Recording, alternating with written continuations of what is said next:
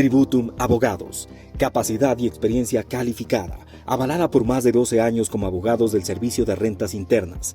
Tributum Abogados.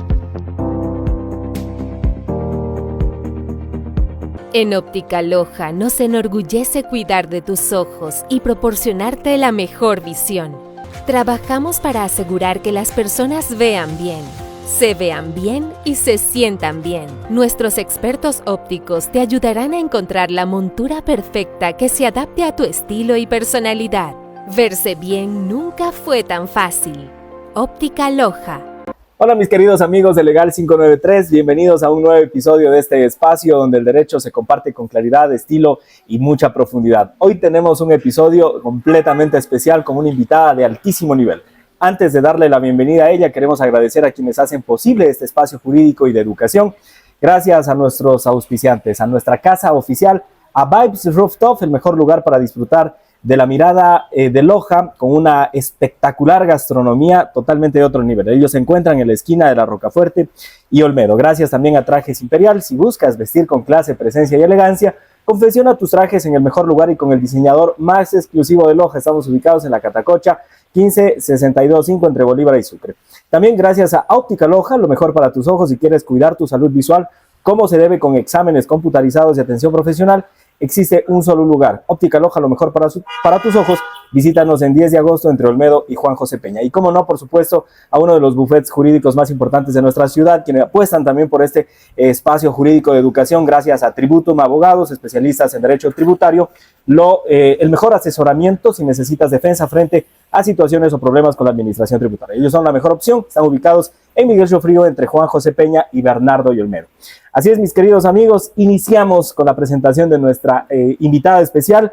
Hoy nos honra con su presencia la doctora Emma Tapia Rivera, jueza nacional de la Sala Especializada de lo Laboral de la Corte Nacional de Justicia del Ecuador y actual presidenta subrogante de esta Corte. Una jurista de sólida trayectoria académica y profesional, formada en la Universidad de Cuenca, con maestrías y diplomados en áreas claves del derecho. Su trabajo ha marcado camino tanto en la judicatura como en la docencia y también la formación judicial. La doctora Emma Tapia, antes de iniciar con este debate, con este programa de educación jurídica, quiero darle con mucho cariño, sobre todo, la bienvenida a mi querida doctora Emita. Qué gusto poderla tener acá en nuestra ciudad, sobre todo tenerla acá en Legal 593. Bienvenida, mi querida doctora. Muchas gracias. Para mí siempre será un honor y un lujo realmente estar en esta hermosa ciudad de Loja. Muchas gracias, doctora Emita. El lujo, realmente con mucho honor y humildad, digo, el lujo lo tenemos nosotros acá en Legal 593. Doctorita, para que nuestros amigos que nos observan, que nos ven, que no necesariamente a veces son abogados, como para entrar en contexto un poquito en este pod, hablemos un poquito de Emma Tapia. ¿Qué nos llevó a encariñarnos por el derecho laboral, Mirón, para elegir esta temática o esta materia dentro del derecho? Bueno, mire, yo vengo de una familia en realidad de abogados. Mis dos hermanos son abogados, mi madre fue abogada, pero fue sobre todo jueza. Ella nunca ejerció, siempre sus 32 años en la función judicial fue jueza, pero fue jueza penal. Y le escuchaba sus audiencias, sus casos y decía, eso no es lo que me gusta. Así que en tercer ciclo tuve un profesor maravilloso que hizo que me apasione del derecho laboral. Cuando salí a ejercer, lo único que yo quería hacer era laboral, me dediqué exclusivamente a eso. Claro, para hace 30 años, para una mujer en la ciudad de Cuenca era difícil el ejercicio profesional. Sin embargo, me daba modos de ir a empresas pequeñas, pedirles que me dejen asesorar. Casi todas las empresas grandes estaban asesoradas por hombres y muchos confiaron en mí, empresas de 5, 6, hasta 10 trabajadores, pero los sumaba todos a fin de mes y les asesoraba en la parte laboral. Les hacía sobre todo que eviten los problemas jurídicos, entonces les hacía como una auditoría de su pequeña empresa, de su pequeño negocio, y así todos los meses me encargaba de los roles, de los contratos, de visto buenos, etcétera. Y siempre fue mi pasión el derecho laboral. Quise seguir una maestría, en Cuenca no había. La primera maestría que salió fue de Derecho Administrativo y no era precisamente de mi agrado. Y la siguiente que hubo en Cuenca fue de Asesoría Jurídica de Empresas. Entonces dije, esa es mi oportunidad. Y a pesar de ello, con la maestría de asesoría jurídica de empresas, no era que las empresas estaban disponibles para contratarme, así que hice 4 posgrados más, como que me iba preparando hasta que un día yo decía, quiero ser jueza, y coincidencialmente se llamó por primera vez a un concurso que era por especialidades. Entonces se abrieron 3 plazas en la ciudad de Cuenca para derecho laboral y fui la primera mujer en ser jueza de materia laboral. Posterior a ello estuve como 12 años en juzgado de primer nivel y asimismo participé por primera vez y hasta ahora única, se llamó por salas especializadas. Entonces yo decía, era como que el universo se abría para que yo pueda participar. Participé para la sala laboral, hoy soy jueza de esa sala, en este año soy la presidenta de la sala y también presidenta subrogante de la Corte Nacional. Todo este trayecto, mi querida Doc Imita, creo que es importante añadirle, ¿no? El rol que cada vez nuestras representantes en el ámbito judicial, nuestras abogadas, van ganando, como que van adquiriendo un poco más de espacio dentro de las esferas judiciales, dentro de las esferas administrativas. Y como usted mismo lo mencionaba, creo que en algún momento de nuestra trayectoria histórica jurídica, para la mujer o para la mujer abogada ganar un poco de posición dentro del tema, ya sea administrativo o judicial, era como que un poco fuerte. Sin embargo, nosotros nos dejamos alumbrar por el gran trayecto que usted ha tenido y sobre todo con ese apasionamiento sobre el derecho laboral y procesal. Tenemos una referente en el ámbito procesal laboral excelente, digo yo, y tengo el orgullo también de decir que fue su alumno. Entonces, en ese ámbito creo que uno como que dice, ahí quiero llegar, aunque me falta escalar algunos peldaños más. En ese trayecto, mi querida Doc, cuando usted comenzó a topar los primeros pininos dentro del ámbito judicial, ¿pensó ya llegar a la Corte Nacional o todavía no? Mire, fue algo, no sé, anecdótico. La posesión de jueza de primer nivel fue en la ciudad de Quito, en la Corte Nacional, en el 8º piso que es ahora. Y cuando yo entraba a la Corte Nacional, miré hacia arriba y vi el rótulo que decía Corte Nacional y le decía a mi esposo, yo quiero llegar acá. Y mi esposo me dijo, pero recién estás llegando al primer nivel. Y le dije, no importa, yo quiero llegar acá. Y todo el trayecto, mientras era jueza, trataba como de esforzarme un poquito más, de ver que se puede estar al día en el juzgado, que se pueden sacar sentencias a tiempo. Hablaba hoy en la mañana con algunos jueces y hasta el año 2018 nos evaluaron y yo me esforzaba siempre porque era por notas. Entonces, recuerdo alguna vez el presidente del Consejo de la Judicatura me hizo llegar un diploma que era la mejor jueza a nivel del país. Era como ir cumpliendo pequeñas metas, como usted dice, pequeños pasos que iba dando, pero siempre enfocada a la Corte Nacional. Hasta que, como le digo, hasta ahora no se ha vuelto a dar un concurso que se llame por especialidades, porque yo decía, yo no quiero participar como juez multicompetente, casi que eran de la Corte. Entonces usted iba y le podía salir materia tributaria, administrativa, y yo decía, voy a hacer un papelón si me toca alguna de las materias que no sé. Pero mire, coincidencialmente, primero se abrieron 2 cargos para jueces de la sala laboral y además los 2 eran para 9 años, porque si hubiese sido para menos, a lo mejor no participaba. Entonces son esas cosas de la vida que se dan y que uno debe saber aprovechar el momento. ¿Qué ha sido lo más bonito que usted ha podido destacar entre toda su trayectoria, tanto en el ámbito judicial de primer nivel como lo actual en la sala de la Corte Nacional Laboral? Mire, en la Corte Nacional uno es un recurso extraordinario que a veces puede hacer muy poco ya. Los abogados piensan que es un tercer nivel y no es así. Pero no puedo olvidar nunca algún momento en el que en el jueza de primer nivel era un señor que venía ya perdiendo su trámite de visto bueno. Era como que el empleador no quería arreglar, no reconocía la relación laboral. Y recuerdo cuando le dicté sentencia, siempre he tratado de hablar en un lenguaje claro, en un lenguaje no técnico para el trabajador, que yo le vaya a decir palabras en latín o esas cosas, él no me iba a entender. Entonces, mirándole a los ojos, le decía al trabajador, mire señor, usted tenía que haber probado esto, esto y esto, y sí lo ha hecho, lo hizo de esta manera, así que yo declaro que hay relación laboral. Y recuerdo que el señor puso sus manitos al cielo y lloraba y decía, doctora, gracias por hacer justicia. Vuelvo a creer en la justicia porque era una empresa grande que en el trámite administrativo perdió automáticamente casi el trabajador, no le dejaron evacuar prueba, absolutamente nada.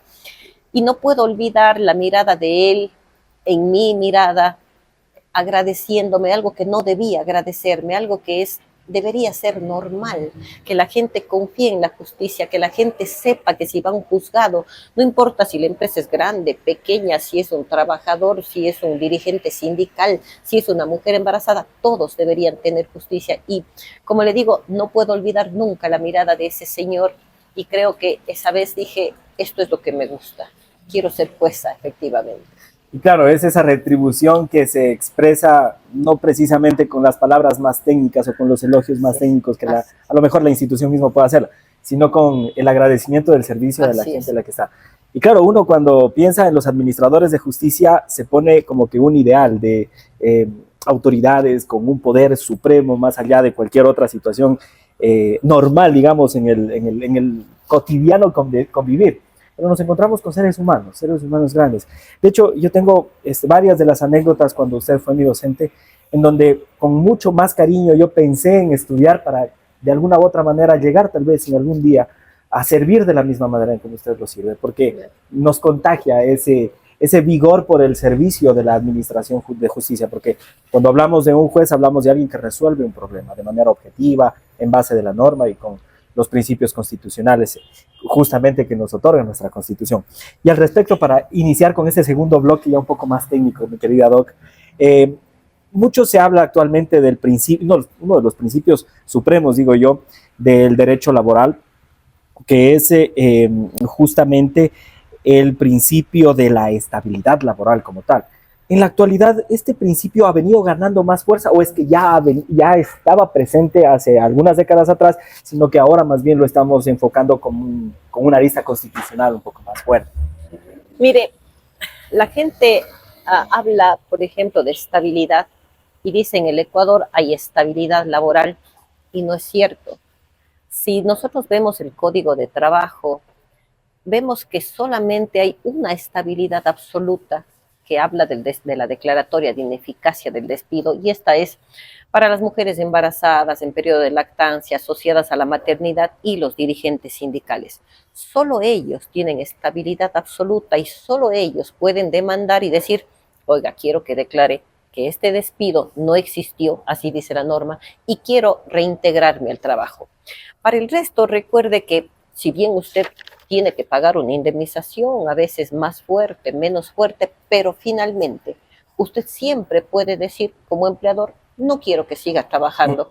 Y esto en el caso en el que lo diga directamente, porque aquellos que hemos estado tantos años en materia laboral, yo les digo siempre a mis alumnos, no es que el empleador llama y dice frente a todos o le manda una carta. Hay veces que sí, aunque no lo crean, pero la mayor parte de veces lo hacen en secreto, en la oficina, a puerta cerrada, y puede disponer de ese cargo, de ese puesto de trabajo. Entonces, hablar como estabilidad absoluta en el Ecuador, la verdad es que es una utopía. Siempre van a poder demandar un trabajador despido intempestivo, sí, pero no siempre un reintegro.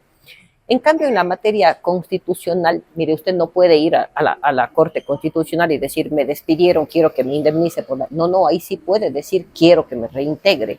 Pero aún así hay ciertos limitantes, no es que cualquier persona puede ir a la Corte Constitucional y decir, reintégreme al trabajo. Es muy pocas personas, las mujeres embarazadas, sí, los dirigentes sindicales, y ahora la Corte Constitucional también ha dispuesto eso a las personas que están en condición de discapacidad o que tienen a su cargo una persona en esas condiciones. Sí, la Corte permite, pero no podemos confundir la materia constitucional, que además, fíjese, como le señalo, es muy limitante, no es que todo el mundo puede hacerlo, con la materia ordinaria laboral en la que siempre un empleador puede dar por terminada la relación de trabajo. Cuando un empleador puede prescindir del trabajador de alguna u otra forma.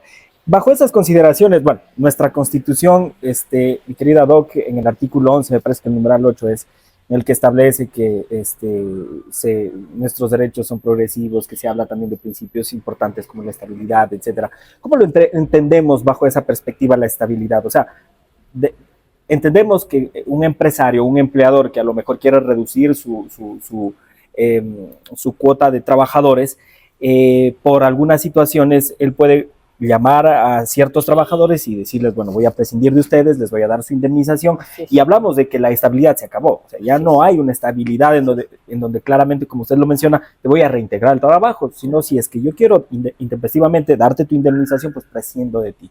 Bajo esas consideraciones, y como lo dice nuestra Constitución, ¿cómo le damos o qué sentido entonces debemos nosotros darle al principio de estabilidad laboral?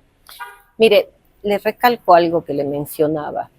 Si bien la Constitución habla, por ejemplo, de la progresividad de derechos, de la irrenunciabilidad de derechos, de la intangibilidad de derechos, si usted va y lee la Constitución pura y simplemente, usted va a decir, mire, demandemos, no podían despedirle, sus derechos son irrenunciables, y sin embargo, la ley, el Código de Trabajo y varios acuerdos, etcétera, finalmente la Ley Orgánica de Discapacidades, por ejemplo, finalmente permiten que un empleador pueda dar por terminada la relación laboral. ¿Cuál es la indemnización o cuál es el castigo, por decir así, a esa estabilidad que nos manda la Carta Magna? Si fuésemos simplemente el tenor de la letra, podríamos decir, señor, usted no me puede despedir, pero no es así, porque la propia norma le manda a que pague una indemnización y, como les repito, esto es solo en caso de que se compruebe este despido, porque en la mayor parte el trabajador no puede probar este despido. Y uno, cuando es juez de primer nivel en Corte Nacional, lee un expediente y dice, seguramente le despidieron al señor, pero no pudo probarlo. Hay la declaración de parte, testigos, etcétera, y es difícil, como le digo, porque no se despide a uno frente a todo el mundo. Entonces, siempre va a haber este hecho de que si usted rompió este principio, indemniza.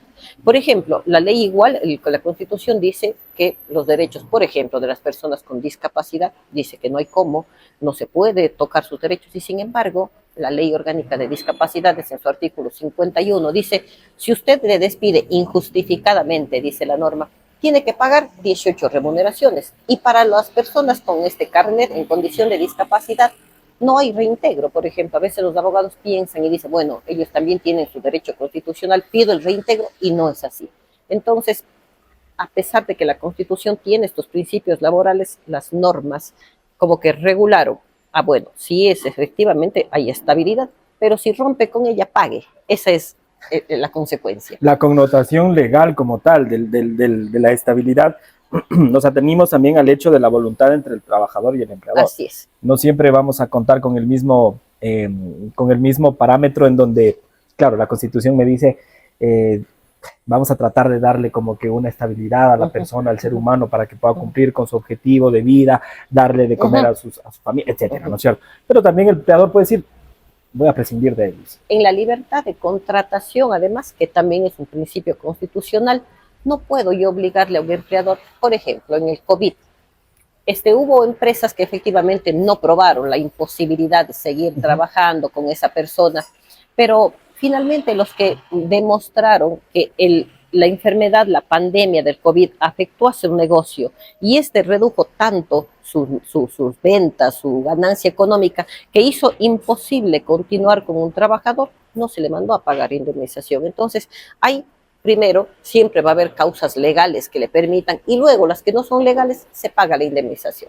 En estas consideraciones, Doc, y creo que es el clamor y también la duda de muchos ciudadanos, es en la situación, justamente usted decía, hay trabajadores que a lo mejor el empleador los llamó a su oficina, les dijo, ya no voy a seguir contigo, mira, mañana ya no vengas, y efectivamente, ya no pudo regresar más al trabajo. Y a la hora de ir ante un órgano jurisdiccional a solicitar que mediante una sentencia se le declare un despido intempestivo, pues sin herramientas probatorias para que se declare ese despido intempestivo, como que se queda maniatado el trabajador.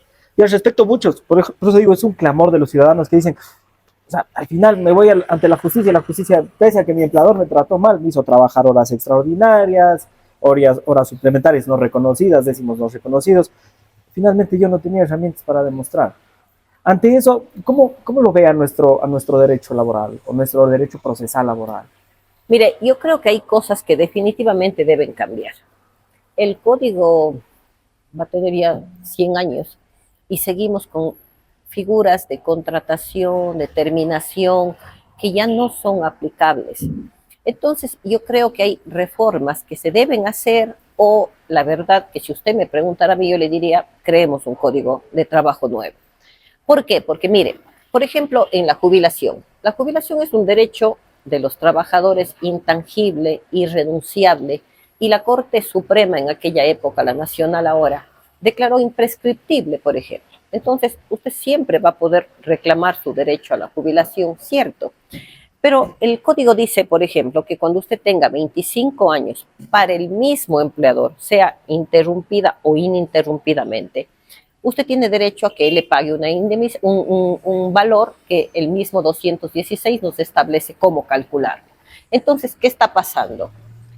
Pasa que hay empresas muy conocidas a nivel nacional que a los 18 años, a los 15, conozco varias empresas que simplemente les dicen, señor, pero de verdad, ahí sí por escrito, está despedido, tenga su indemnización por despido, y cuando acuden a la justicia no hay nada que liquidar, está pagado el despido, el desahucio, los sueldos, todo. ¿Cuál es la idea de la empresa? Es no jubilarlo, porque va a tener un problema, dicen ellos, de por vida, porque es hasta que el señor muera y un año después a sus herederos. Ajá. Entonces, ¿qué ha pasado con la jubilación? ¿Es un derecho de los trabajadores? Sí, pero ¿qué está pasando? Que la gente, los empleadores, no quieren tener jubilados. Entonces, ¿qué hacen? Despiden a la gente a los 15, 18 años, no dejan que llegue a los 20. Si es de los 20 hasta menos de 25, hay una jubilación proporcional. Entonces, ¿qué empezaron a hacer? Porque antes les despedían a los 24. Como ahora es de los 20 a los 25, también una proporcional, entonces despidamos de los 18. Alguien en la corte decía, bajemos a 19, bajemos a 18. Yo decía, ¿para qué? O sea, les van a despedir a los 17, a los 16, a los 15. Entonces, yo creo que eso, por ejemplo, a pesar de la polémica que puede causar, yo creo que necesita una reforma.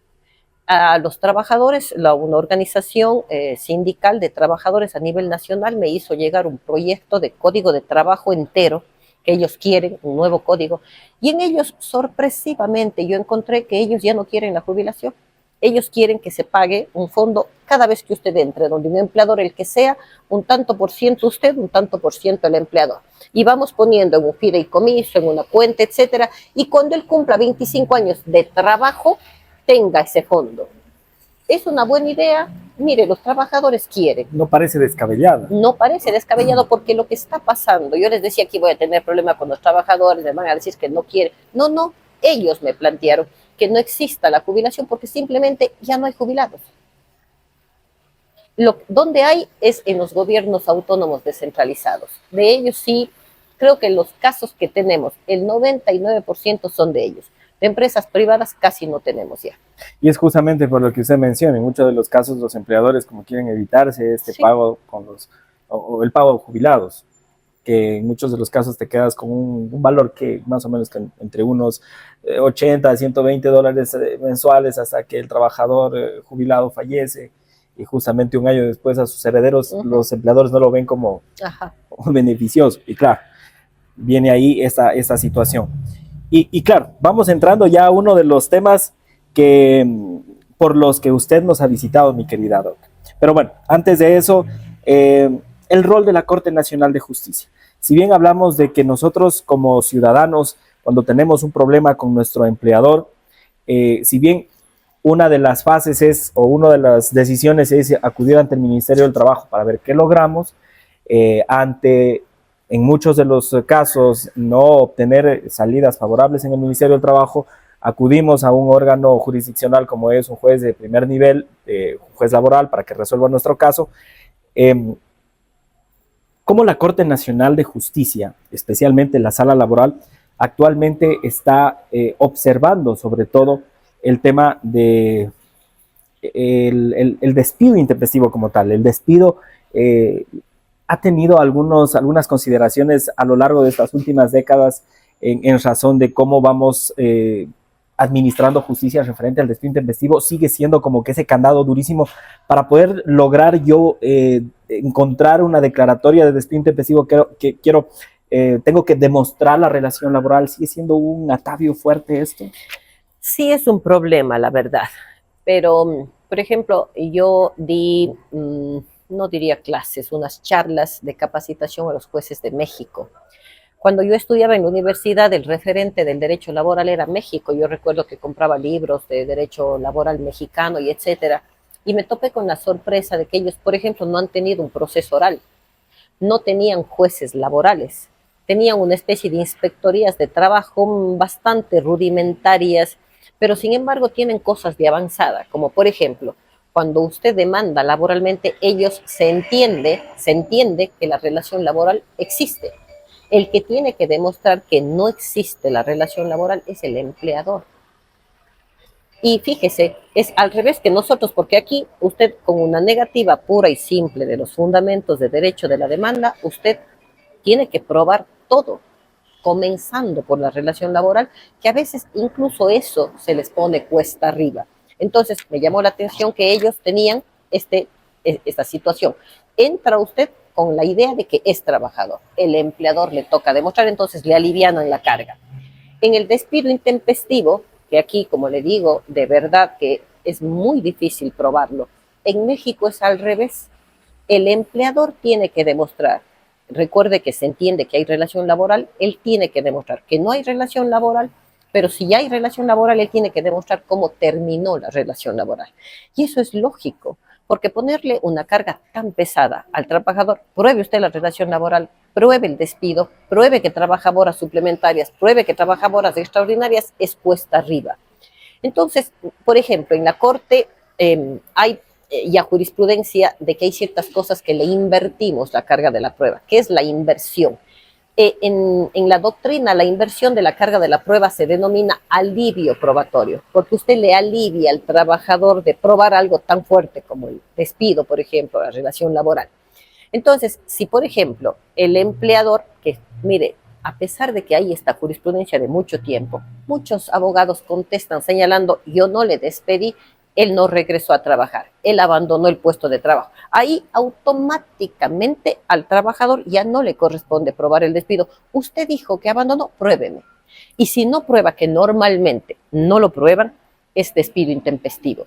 Algo que estamos haciendo ahora y que no hay jurisprudencia todavía, sino solo tenemos línea jurisprudencial, así estamos sacando en la sala, estamos esperando tener más sentencias para hacerlo. Es, por ejemplo, a veces ellos dicen, no es cierto que le despedí, él renunció, pero no me muestran la renuncia. Pero además hay que recordar que renuncia no hay en el Código de Trabajo.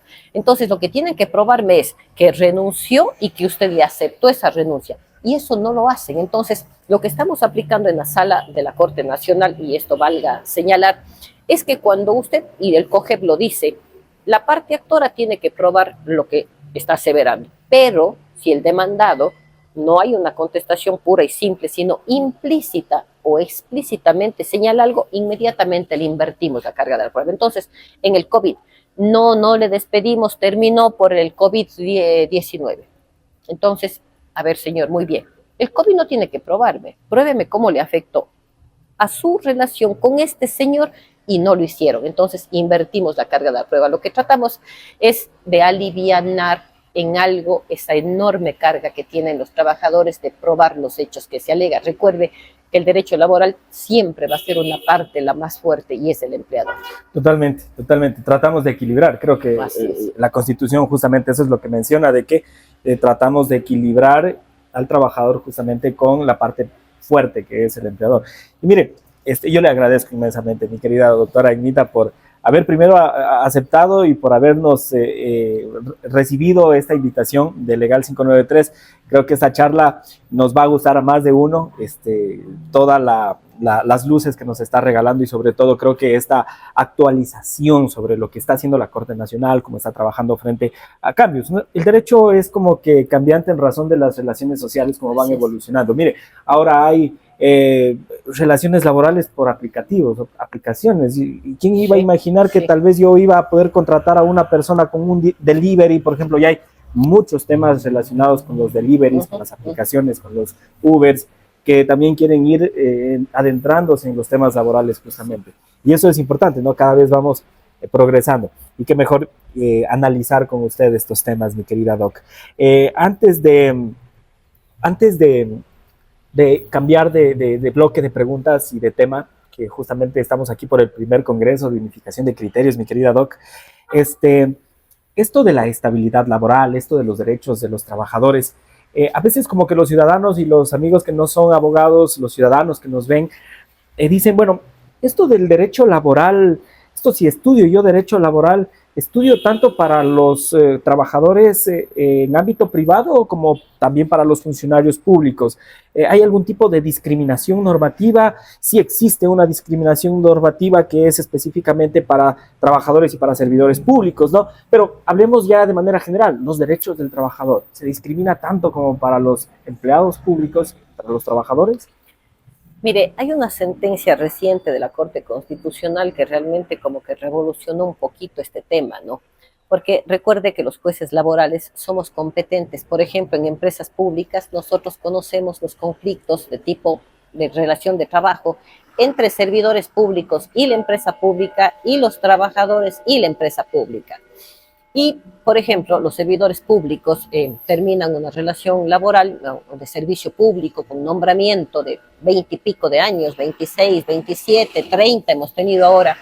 Y ellos dicen, a ver, yo estoy en una empresa pública, si mi compañero, que era trabajador, tiene una jubilación, oiga, no me puede discriminar a mí, yo también quiero una jubilación patronal.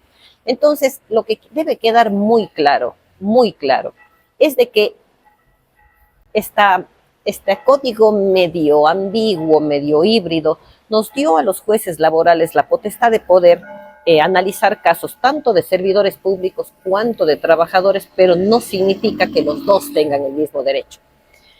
Hace poco la Corte Constitucional hubo una acción constitucional, una acción de protección en la que todos los trabajadores, los servidores públicos de una empresa pública, dijeron, oiga, porque ellos tienen jubilación patronal, porque ellos tienen un contrato colectivo bastante jugoso además.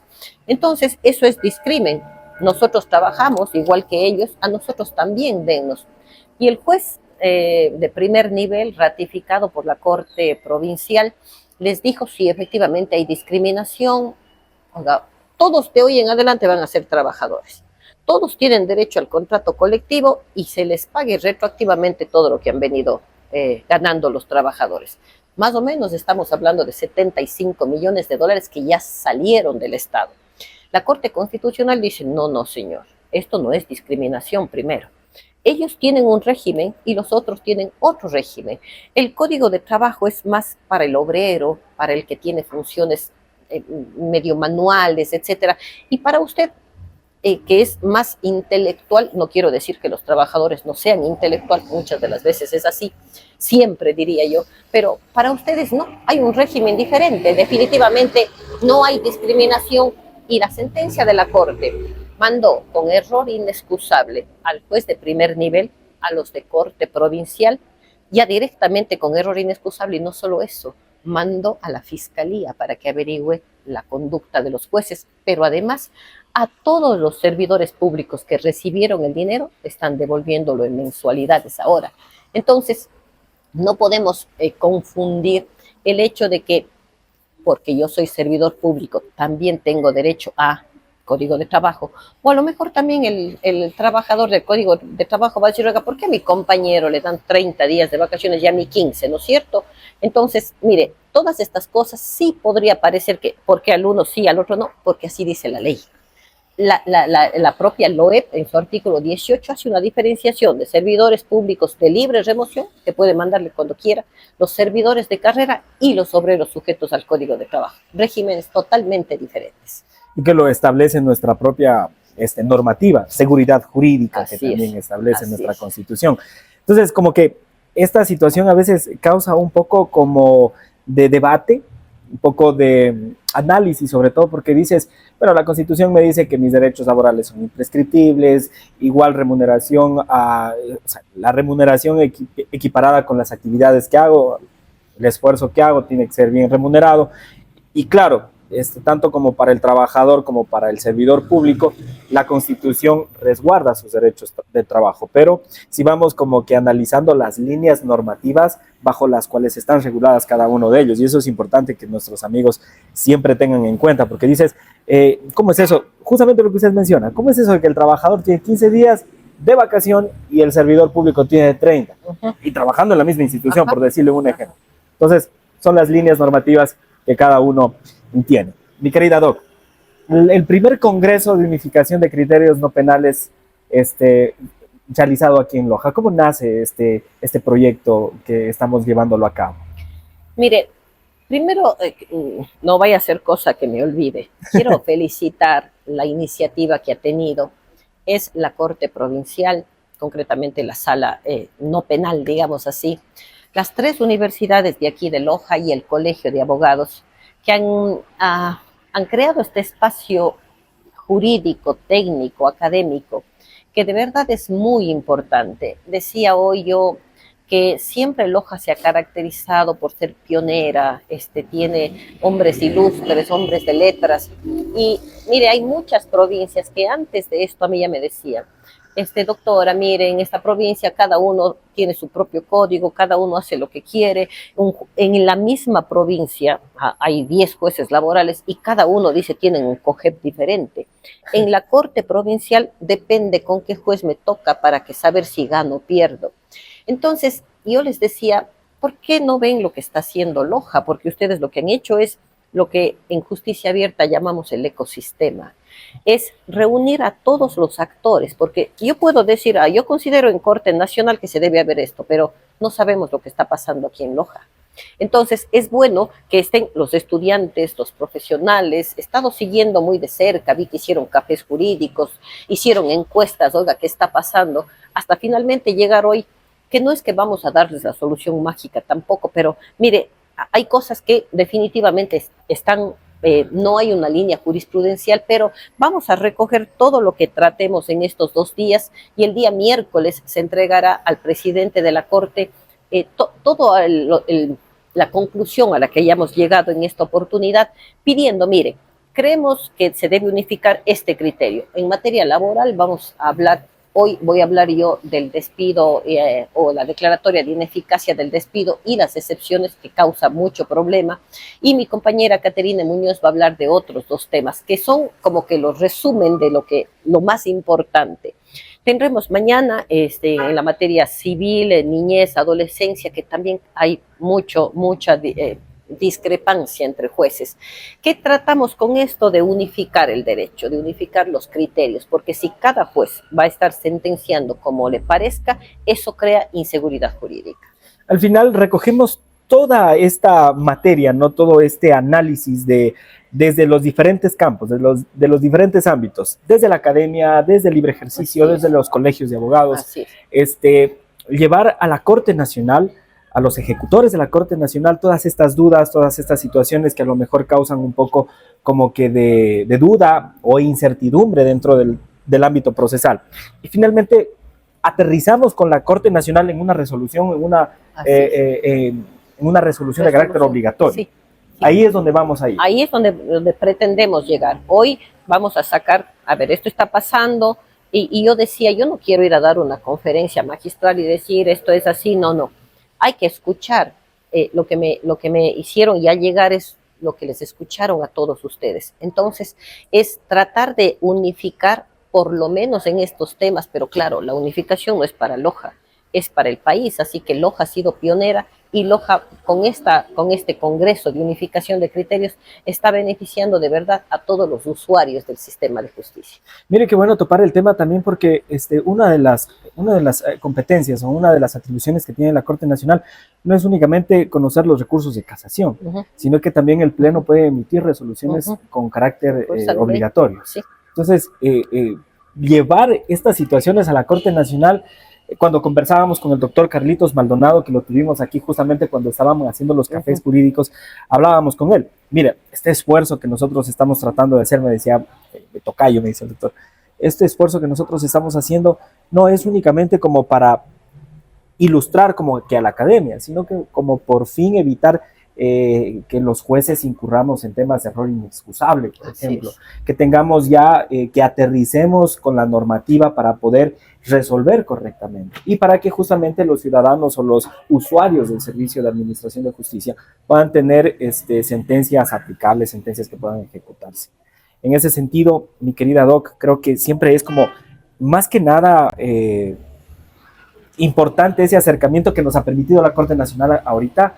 Como le decía al inicio de la entrevista, ¿no? A veces, o en algún momento de la historia y de la trayectoria de la práctica del derecho, de la práctica jurisdiccional, teníamos a los órganos jurisdiccionales de alzada, como lo es la Corte Constitucional o la Corte Nacional, como entes que no podían tener ese vínculo con nosotros, ¿no? No podíamos acercarnos a ella. Y ahora nos ha demostrado nuestra Corte que no, al contrario, tenemos la posibilidad de que nos escuchen y finalmente resolver en favor de las situaciones procesales para el mejor de la colectividad. Mire, Carlos, cuando yo llegué a la Corte Suprema, o a la Nacional, teníamos que dar un discurso de 10 minutos señalando al país entero, ya habíamos ganado el concurso, ¿qué queremos hacer en la Corte Nacional?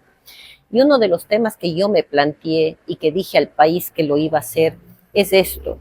Yo recuerdo que cuando llegaba a mi provincia, alguien de la Suprema, ni siquiera llegaban los jueces, llegaba un asesor, alguien que trabajaba, y era como que, wow, vino. Y si usted me preguntaba quién era el juez que me dictó sentencia, yo no sabía. Unas sentencias enormemente largas, y claro, se demoraban meses en sacar la sentencia porque era tan larga, con terminología que nadie entendía. Y yo decía, yo lo que quiero es no ser esa jueza que como que nadie me conoce, nadie sabe quién es, yo quiero acercarme al ciudadano. Y claro, no es que salgo a la calle a escuchar las opiniones, algún señor llegó a la corte a decirme eso, pero es esto, poder conversar con usted a través suyo, a la gente, no solo a los abogados, como usted señalaba, sino a todos los usuarios del sistema, poder llegar a través de la academia, a través de la universidad, a los alumnos, a través de los colegios de abogados, a los abogados, para acercar a la Corte Nacional. Si vamos a tener una Corte Nacional lejana de los usuarios, nunca vamos a saber cuáles son las necesidades de ellos. Solamente conversando, yo puedo saber, hoy les escuché a los estudiantes y tenían dudas que podían ser elementales, pero tenían las dudas. Entonces, ¿cómo no explicarles a través de esto? Y claro, también a través de nuestras sentencias cuando tenemos la oportunidad de hacerlo. Mire que hay algo bonito que me gusta de la docencia y es esa cercanía que tenemos con los estudiantes, con los jóvenes estudiantes que actualmente, bueno, las tendencias cambian, ¿no? Yo veo que actualmente los jóvenes son como un poco más propositivos, ya están a la vanguardia. La Corte Nacional, Doc, dice esto. La Corte Nacional emitió un fallo que ahora se está transformando en precedente jurisprudencial. No sería de analizarlo así, como que son un poco más propositivos incluso los jóvenes. Y digo yo, es como que un reto igualmente para nosotros los docentes comenzar a analizar la norma ya desde una perspectiva de vanguardia en conjunto, cómo van los pronunciamientos tanto de la Corte Nacional como de la Corte Constitucional, incluso de los tratados, de los organismos internacionales que también nos regalan jurisprudencia o precedentes y situaciones que los jóvenes están ahí. Sí. Y creo que siempre es importante también escuchar esas voces de aquellos abogados que en algún momento podrían llegar a ser jueces, ¿no? Y que también nos dan esa alternativa que viene propiamente de la academia. Así es. Hoy justamente un estudiante de él dijo que estaba en quinto ciclo, dijo, miren, hay un precedente de la Corte Suprema y que ahora la norma ha cambiado. ¿Cuál aplican? ¿Este número de resolución o la norma? Se sabía perfectamente. Lo que tratamos ahora, por ejemplo, con el buscador de sentencias de la Corte Nacional, me ha sorprendido. Hay abogados que me llegan y me dicen, verá, este tribunal se ha pronunciado 2 veces en este tema, es este número y es este número. No queremos ya esconder nuestra sentencia. Si usted va a buscar una sentencia, no sé, ni tan lejano, de 1990, del 2000, usted es difícil encontrar. Usted sabía que usted ganó o perdió porque a usted le llegaba además en documento físico y un montón de hojas, sabía que ganó o perdió. A veces íbamos solo al final a ver el administrando justicia y ver si ganó o perdió. Ahora no. Ahora queremos acercarnos. Usted habrá visto, por ejemplo, que invitamos a nuestras audiencias y cuando yo invito digo, vengan y evalúennos, porque solo si yo no tengo miedo a mostrar, puede ser que me equivoque, por supuesto, pero que la gente vea por qué estoy sentenciando así. Una sentencia además de fácil acceso al público. Es importante eso y creo que la Corte Nacional y los magistrados ahora vamos seguramente el concurso que se llamará pronto, se llamará 17 jueces de la Corte Nacional, vamos a quedar solo 4 ya. Espero que ese mismo ímpetu, ese cambio que estamos viendo a nivel de justicia, ellos lo traigan también. Qué chévere, mi querida Doc. Me alumbra bastante y sobre todo me llena de mucha alegría saber que cuento con una, más que nada, más que funcionaria judicial, cuento con un ser humano maravilloso que tiene siempre generosidad para compartir lo que sabe. A través de sus cuentas, la doctora Emma Tapia siempre como que nos regala maneras de cómo entender y aprender el derecho. Yo me acuerdo que uno de los cursos que seguía hace mucho tiempo atrás, de cómo sobre justamente las figuras del despido intempestivo, la contratación, yo la había seguido con ustedes. Ya algún rato tenía que yo conversar con ella personalmente, y fíjese, como cuando usted llegó a la Corte Nacional siendo jueza de primer nivel, dijo, ahí tengo que llegar. Uno siempre como que se propone esas posibilidades de llegar a topar ciertas situaciones en algún momento de la vida con alguien. Y creo que uno de los precedentes más importantes que nos puede regalar actualmente tanto nuestra Corte Constitucional como nuestra Corte Nacional es justamente ese acercamiento que ya permite justamente con los usuarios. Mi querida Doc, muchísimas gracias por habernos recibido, con un poco de nervios incluso creo, pero por la maravillosa gentileza que ha tenido de acompañarnos, mi querida Doc. Antes de irnos, yo quiero que nos regale un mensaje, y tengo un presente para que se vaya con el recuerdo de Loja y de Legal 593. Quiero que piense en un mensaje para todos aquellos abogados que quieren incursionar dentro del derecho laboral, quieren ser jueces, que quieren trabajar para la justicia, que quieren resolver casos, o aquellos abogados litigantes que quieren defender causas de trabajadores. Un mensaje también para aquellos usuarios de la función, usuarios que quieren esperanzarse, ¿no? en esperar sentencias que puedan resolver sus casos, en aquellos trabajadores que a lo mejor ahora como que estén en un momento álgido, estamos atravesando momentos fuertes en nuestro país. Un mensaje justamente para ellos. Hasta que lo piense, yo le voy a obsequiar este pequeño regalo de Legal 593, mi querida Doc. Muchas gracias. La agendita para que muy anote amable. sus pensamientos. Muchas gracias. La pelotita para el estrés. Para el estrés, sí, esa la voy a sacar ahora. Muchísimas gracias, mi Doc. Mire, Carlos, cuando yo entré por primera vez a las aulas de la Universidad de Loja, uno entra a analizar, a ver con qué elemento está tratando, y recuerdo que enseguida me llamó la atención usted, porque era el que hablaba, el que preguntaba, el que tenía un caso, el que tenía otro caso, y eso me recordó cuando yo era estudiante. Era como que, a pesar de confieso que no es que tenía un montón de casos, pero el que tenía, yo quería preguntar o preguntaba de casos, y ese fue usted. Y yo espero que gente como usted, Carlos, que mire, está ejerciendo, es docente y trata de hacernos, por ejemplo, este espacio de que conozca la gente más del derecho laboral, porque usted, y en general del derecho, porque usted podría guardarse para usted. Eso creo que es esperanzador. A la gente joven como usted, que veo tanta gana, yo les diría que no se desanimen. Yo sé que la función judicial en general pasa, yo diría, por uno de los momentos más críticos de su historia. Pero también hay una canción que dice: cuando es más oscura la noche es cuando está más cerca el día. Entonces, está en manos de ustedes, de gente joven como usted, Carlos, de que cambiemos esta función judicial, y no solo la función judicial. Cuando ustedes ejercen un caso, también hacerlo con buena fe, con lealtad procesal, porque si ustedes son los que están, por ejemplo, corrompiendo el sistema, entonces es de lado y lado.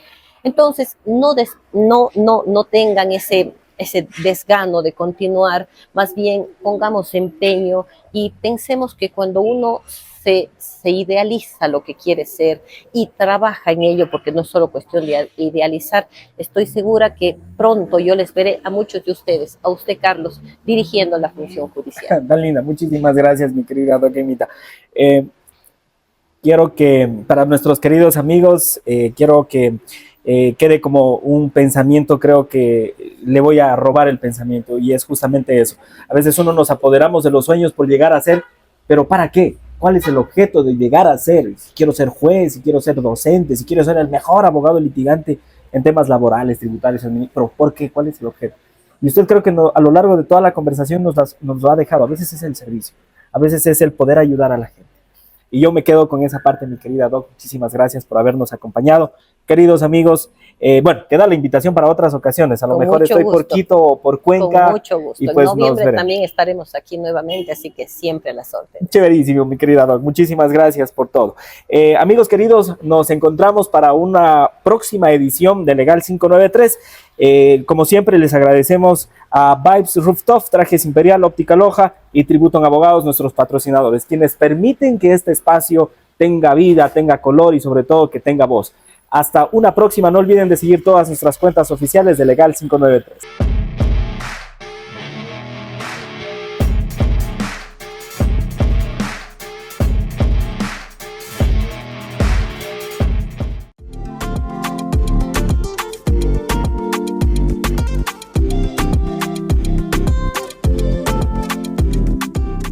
Tributum Abogados. Capacidad y experiencia calificada. Avalada por más de 12 años como abogados del Servicio de Rentas Internas. Tributum Abogados. En Óptica Loja nos enorgullece cuidar de tus ojos y proporcionarte la mejor visión. Trabajamos para asegurar que las personas vean bien, se vean bien y se sientan bien. Nuestros expertos ópticos te ayudarán a encontrar la montura perfecta que se adapte a tu estilo y personalidad. Verse bien nunca fue tan fácil. Óptica Loja.